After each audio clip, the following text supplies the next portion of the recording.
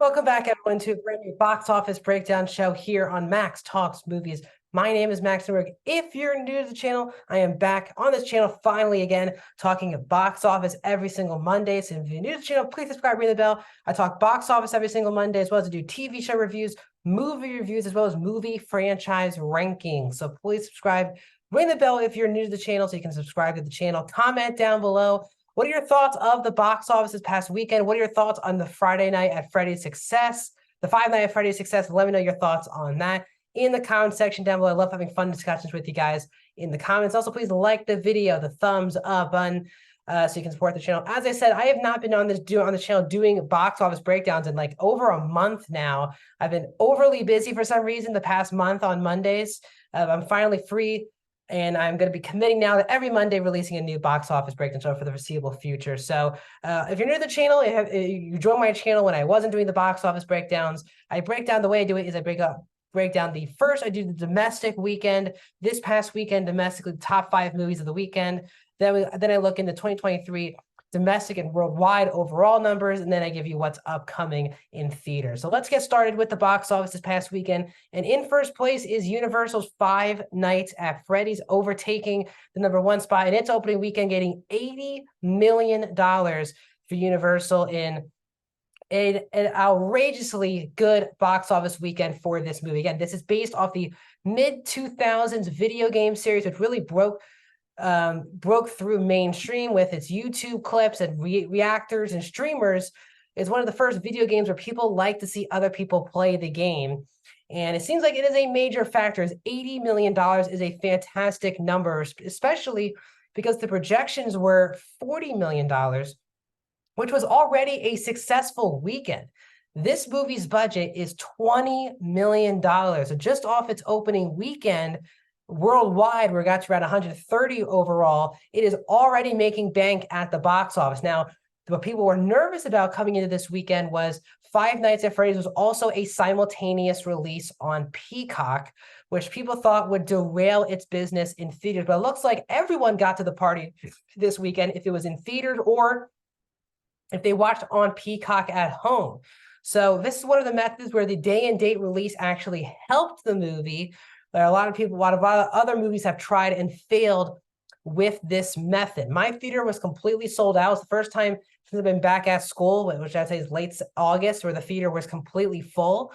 And you could feel a lot of people just getting into this vibe, the Halloween vibe. And this movie's not done. Obviously, he's going to have multiple weekends in theaters, but it is still Halloween Eve tonight and Halloween Day tomorrow. Let's see if these Monday and Tuesday numbers upcoming will also be good for this movie. A big win for Jason Blum and Blumhouse. This is clearly a franchise that they're going to try to make more movies out of. So that is very exciting for Blumhouse moving forward.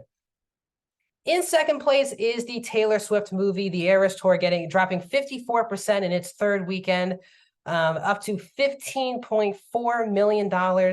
It's now up to 150 now domestically. Just amazing stuff from the Taylor Swift, The Eras Tour movie. It's still played in around 98 more theaters than Five Nights at Freddy's this past weekend.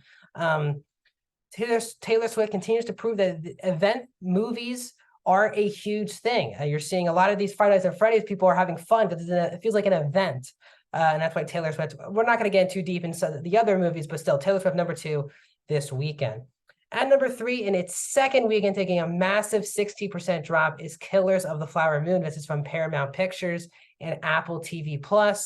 9.3 million. It's a 60% drop. It's up to 40.9. This movie's not going to make its money back in the theatrical market. Killers of the Flower Moon has a shocking $200 million budget. It's only made 41 million domestically. Now, the speculation is that Apple will just not release this movie digitally, and once its theatrical run is over, the movie will become available for only Apple TV Plus subscribers. Now, there's rumors that maybe with it's not doing well, they might want to get it on digital first to make some money on it, or they might want to stick to their methods and try to make people subscribe to Apple TV Plus than having to rent the movie on digital. So it'll be very interesting.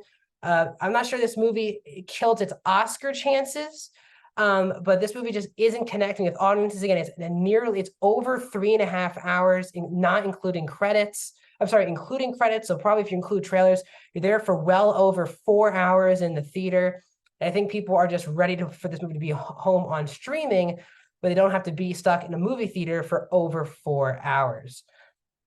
At number 4 is the new film from Angel Studios with After Death, making $5 million this past weekend in 2,645 theaters. Again, Angel Studios has been this, again, one of these religious studios that are crowd and audience members funded studio that had that big movie that took over the summer. So Angel Studios has another movie back in the top 5. Very interesting that this studio continues to churn out movies that get into the top 5 domestically. And wrapping up the top 5 is another Universal Blumhouse movie with The Exorcist Believer dropping 43% in its fourth weekend, 3.2 million, 59.5 million. Again, Jason Blum seems like the hero of the cinemas right now. But again, just a month ago, 4 weeks ago, he was the joke of Hollywood. Blumhouse and Universal paid nearly $400 million for the rights to this franchise, and the plans were to make this a trilogy. And Exorcist Believer stunk up the box office. Still not even getting to $60 million. They're going to have to make more movies because they paid for it. But Blum had a awful beginning to the month and an incredible ending to the month. So kind of a mixed month for Blum, but he ends on his biggest positive of his career with Five Nights at Freddy's. When we look at the overall domestic numbers this year, Barbie is still number 1 of 635 million to Super Mario's 574. Across the Spider-Verse is at number 3 of 381 million. This is all domestic numbers, US and Canada overall this year. Guardians of the Galaxy Volume 3 is number 4 with 358. Oppenheimer is at number 5 with 324 million. 298 is where Little Mermaid is, number 6. Ant-Man and the Wasp Quantumania is at 7 of 214. John Wick Chapter 4 is number 8 with 187. Sound of Freedom from Angel Studios at number 9 with 184 million domestically. And then wrapping up the top 10 is Indiana Jones and Dial of Destiny with 174 million. To keep things going, there's right now this year 19 $100 million movies. Recently, since I've been away from the channel, Taylor Swift, the Eras Tour, did join the $100 million club. It's at number 16 domestically this year. When we look at the worldwide numbers, Barbie is still, of course, the biggest movie of the year, 1.44 billion to Super Mario Bros. 1.36 billion worldwide. Oppenheimer is number 3 with 945 million worldwide.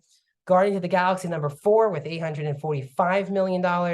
Fast X is number 5 with 713 million.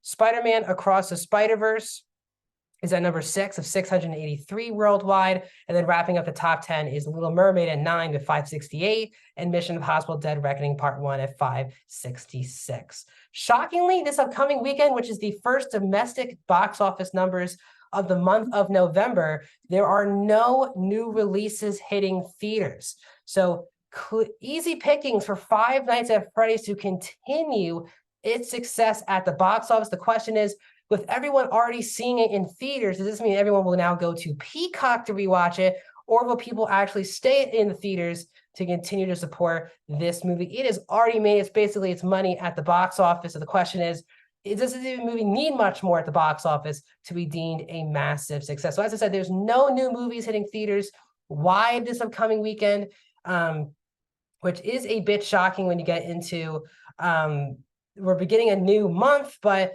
another Priscilla movie is hitting limited release, as well as The Holdovers this upcoming weekend, but no major releases hitting theaters this upcoming weekend. So stay tuned as the Marvels, the final MCU movie of the year, is the film that is kicking off the November month. As I said, Priscilla's opening in limited. That's kind of the big Oscar film that's opening this upcoming weekend. So we're going to wait for The Marvels, which is November 10th, as the first big movie to kick off the month of November. So what are your thoughts on the box office? Let me know in the comment section down below. Some videos for this week, guys, to get you excited.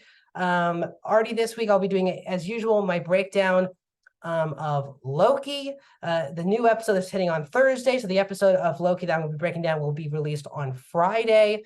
Should be seeing some other movies, including the new Chris Evans, Emily Blunt movie. So that review should also be coming up this week. So stay tuned for that, and I'll see you guys soon.